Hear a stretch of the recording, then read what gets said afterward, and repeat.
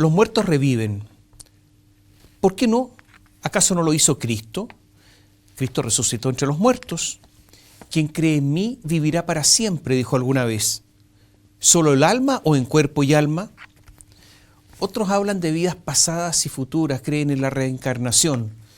Yo en otra vida fui un guerrero. No, yo fui un médico que sanaba a mucha gente. Yo fui un noble. Nadie se imagina haber sido un burocrático y aburrido notario. Hasta que nos notició la lista del pueblo. Resucitó un notario, a Patricio Saldívar Maquena. Teníamos la verdad revelada. Los muertos viven para siempre, aunque sea para andar autentificando los patrocinios del candidato presidencial Diego Ancalao. Lunes 23 de agosto. Es el último día para inscribir las candidaturas presidenciales.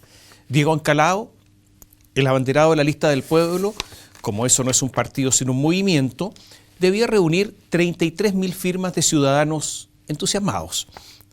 Hasta el jueves anterior a ese día lunes decía tener 28.000 firmas. Con angustia, pero también con esperanza, la lista del pueblo anunciaba en la mañana de ese lunes, ese día fatal, que le faltaban 500 entusiastas. Quedaban pocas horas, el reloj corría veloz. Lunes a las 13 horas, nos faltan 300 firmas. Vamos que se puede. Una hora después, a las 14 horas, le faltaban 200 firmas. Más tarde, informaban, estamos a 30 firmas de la meta. Mientras tanto, la lista del pueblo tenía ardiendo sus redes sociales y el candidato recorría calles y plazas pidiendo una oportunidad a cualquier transeúnte. Ya anocheciendo, algarabía, lo logramos. Diego es candidato a la presidencia de la República, el primero de sangre originaria. Fue el último en inscribirse, llegó transpirado, entre tanto caminar y tanta angustia. Se sucedieron entonces ese lunes en la noche las felicitaciones y los abrazos. Era todo mentira. Burda, torpe, absurda, estúpida, demencial, grotesca, ridícula. Cuando se quiere estafar, se necesita una puesta en escena, una actuación. Pero esta fue de la peor especie. Diego Ancalao llegó con cerca de 35.000 patrocinios. 12.316 eran con clave única en la web del CERVEL, o sea, un mecanismo seguro, a menos que alguien use la clave de un tercero. Pero los otros 23.161 eran patrocinios con firma ante notario realizada en los últimos meses, porque esto tardó bastante tiempo. Diego Ancalao declaró públicamente que había empezado a reunir firmas desde abril, o sea, muchos meses antes. El problema, sí, el gran problema es que las firmas de esas 23.000 y tantas personas son falsas. Incluso hay firmas o RUT de empresas. Y todo esto es evidente porque el notario Patricio Saldívar dejó la notaría hace un par de años y murió a principios de este año. Falsificaron el timbre de la notaría y la firma del muerto. El cuerpo de Patricio Saldívar fue sepultado en el Parque del Recuerdo de Santiago el 13 de febrero de este año. Lo decíamos, esto fue burdo, torpe. Alguien ahí sufrió un desquicio. ¿A quién se le ocurre falsificar firmas? ¿A quién se le ocurre falsificar miles de firmas? ¿A quién se le ocurre falsificar miles de veces la firma de uno de los notarios más conocidos de la notaría más grande de Santiago? ¿A quién se le ocurre falsificar la firma de un ministro de fe muerto y que todos saben que había fallecido porque era muy conocido? O sea, todo esto es estúpido. Pero no es solo eso. Ocurre que la lista del pueblo primero proclamó a Cristian Cuevas mediante una decisión tomada en la interna. Después le quitaron la candidatura a Cuevas. Acusaciones fueron y vinieron en un espectáculo típico de los bajos fondos. La lista del pueblo en resistencia acusó al resto de la lista del pueblo de prácticas fascistas. Después dijeron que el que reuniera más patrocinios ante el CERVEL ganaría. No les importó si había programa de gobierno, qué es lo que proponían para el país, nada de por medio. La carga había que arreglarla en el camino. La lucha se hacía cada día, se decía. El asunto es que con sus firmas falsas, el señor Ancalao dejó fuera de competencia a Ingrid Conejeros y Soledad Mella. Es verdad que hace rato el asunto venía mal en la lista del pueblo. A la vergonzosa nominación y luego puñalada a Cuevas había antecedido el retiro del grupo de María Rivera, Francisco Camaño, Giovanna Grandón, Helmut Martínez, Loreto Vidal, Carmen Zárate, Natalia Enríquez, Loreto Vallejos y Elisa Ustinianovich. Algo venía muy mal hace rato. La lista del pueblo es una especie de vestal en la política, limpia, pura, virginal, casta, sin las malas prácticas de la política tradicional, sin la pornográfica actitud de esos políticos que son capaces de negociarlo todo. Surgieron desde el territorio, desde la expresión más profunda de los territorios de Chile. A mí no me cabe la menor duda que muchos no tienen las malas prácticas políticas.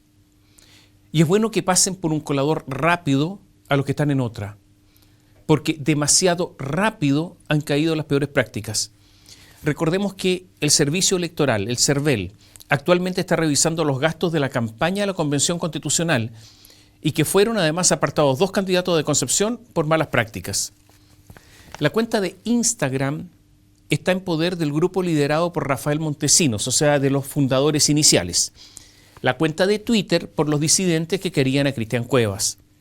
Los que manejan la cuenta de Twitter dijeron que lo que hizo un sector de la lista del pueblo con la elección de la candidatura presidencial fue vergonzoso. Entonces, a través de las redes sociales, al interior de la lista del pueblo, pelean. Algunos dirán que Diego Ancalao, con sus 40 años, pecó simplemente de imberbe en política. No es que no tenga idea de cómo se arma un comando o se reúnen firmas, porque no es un aprendiz, no es cierto, no es un imberbe. Tiene mucha experiencia en campañas. Fue candidato a diputado por el Partido Humanista y Ecologista en 2009. En 2013 lo volvió a intentar, ahora por Malleco, por el partido PRI. En 2017 decidió dar un salto. Entonces quiso ir al Senado por el Partido Humanista, en la lista del Frente Amplio. O sea, con 3 campañas en el cuerpo no es un aparecido. Está metido en la política hace rato, con cocinas y todo, por si la lista del pueblo no lo sabía. Militó en la Democracia Cristiana y la Izquierda Ciudadana, que era de la nueva mayoría. Fue partidario ferviente del segundo gobierno de Bachelet. Y luego le gustó el Partido Regionalista Verde Social. Algunos como Luz Alca, Leonardo Ponce, Claudia Pérez y Ángel Spotorno dicen haber sido expulsados de la lista del pueblo por haber hecho oportunamente reparos éticos a la candidatura de Ancalao y haber denunciado una corrupción incipiente. Diego Ancalao, en declaraciones a CNN Chile, dijo que cometió un error de no supervisar el trabajo territorial. El asunto es que eso era lo único a lo que estaba dedicado: reunir firmas, supervisar la recolección de firmas. Desesperadamente lo decía: estoy reuniendo firmas. Ahora dice que no hizo lo que decía que estaba haciendo. No se entiende. Está bien, habrá que respetar el principio de inocencia. Mientras tanto, será investigado por violación de la ley electoral, suplantación de identidad, falsificación de instrumento público, aunque he escuchado a algunos abogados que dicen que lo que hizo no es un delito. Ahora, aquí hay algunas coincidencias. Esta es una coincidencia, se la cuento. Septiembre del 2010, una EGIS, entidades de gestión inmobiliaria social, se llaman, propiedad Ancalao, fue investigada por la Policía de Investigaciones por la falsificación de la firma de 200 personas en un proyecto de mejoramiento de viviendas sociales en Malleco. Coincidencia. Le voy a contar otra coincidencia, textual, una denuncia. El querellado particular, Diego Ancalao Gavilán, representante legal de la empresa Idear, ha acompañado y usado documentos falsificados, a través de los cuales ha pretendido dar una apariencia de veracidad a actuaciones y servicios que nunca prestaron en favor de las comunidades indígenas. Hubo una denuncia en tribunales entonces. Y ahora le voy a presentar otra coincidencia. 7 de febrero de 2014. Diego Ancalao es detenido junto a su hermano José por la Policía de Investigaciones. Delito: falsificación de instrumento público. Su hermano es conocido como él, porque había sido vocero de la candidatura presidencial del radical José Antonio Gómez, exministro de Justicia. Los hermanos Ancalao, en este caso, no se habían presentado a la audiencia de formalización. La Fiscalía señaló que Diego Ancalao junto a su hermano habían comprado en 2011 un inmueble en la comuna de Gorbea a Lilian Muñoz. ¿Y qué habían hecho? Falsificado su firma. Ahí luego operó una ONG de los hermanos Ancalao. La víctima era la madre de Eduardo Estrada Muñoz, cabo primero de la Fuerza Aérea, que falleció en la tragedia de Juan Fernández. Fíjense que en este caso fue sancionado en un juicio penal abreviado el funcionario de la notaría, pero no el que se benefició, o sea, no se sancionó a Ancalao, sino solo el funcionario. Coincidencia. Ahora, aquí hay otra coincidencia. César Leiva es publicista. Lo denunció en la Fiscalía y en el Consejo de Defensa del Estado por un eventual delito cometido hace no tanto, en 2018, en una demanda contra el fisco, donde habría falseado sus antecedentes laborales. Diego Ancalao ha dicho que los responsables son los de su entorno, los que estaban a cargo del llamado trabajo territorial. Puede ser inverosímil, pero podría ser que no. Esta semana fue condenado la mano derecha de Marco Enrique Sominami, Christian Werner. Trabajó para el candidato. Su trabajo benefició a Meo, el que se paseó en un avión brasileño de la corrupta empresa OAS, empresa brasileña, cuando los aportes extranjeros están prohibidos. Pero para los tribunales fue todo obra del ayudante y no del ayudado, Meo. Saco la conclusión que Ancalao en una de esas podría tener salvación. O es posible que se beneficie de la falta de jueces también. Fíjense que la Corte Suprema ha estirado la mano pidiendo al gobierno 43.000 millones de pesos para pagar a 310 nuevos jueces. O sea, quieren contratar a 310 nuevos jueces. Yo no sé dónde los van a sacar, porque los jueces no salen así por generación espontánea.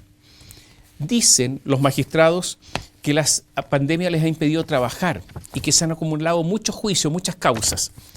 La verdad es que fueron de los primeros en vacunarse y en forma vergonzosa, muchos todavía hasta el día de hoy no van a trabajar. ¿Y qué tiene que ver esto con Ancalao y con Meo?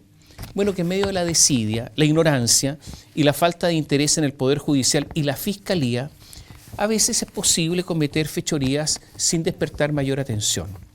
Y después mostrarte fallos y reflegártelo en la cara para decir he sido inocente, he sido declarado inocente. Y también esa misma desidia e ignorancia y también el miedo permite que jueces, en base a antipatías, rencores por ideología política, dictar fallos contrarios a la ley. Todo está permitido. El sistema es el que lo permite.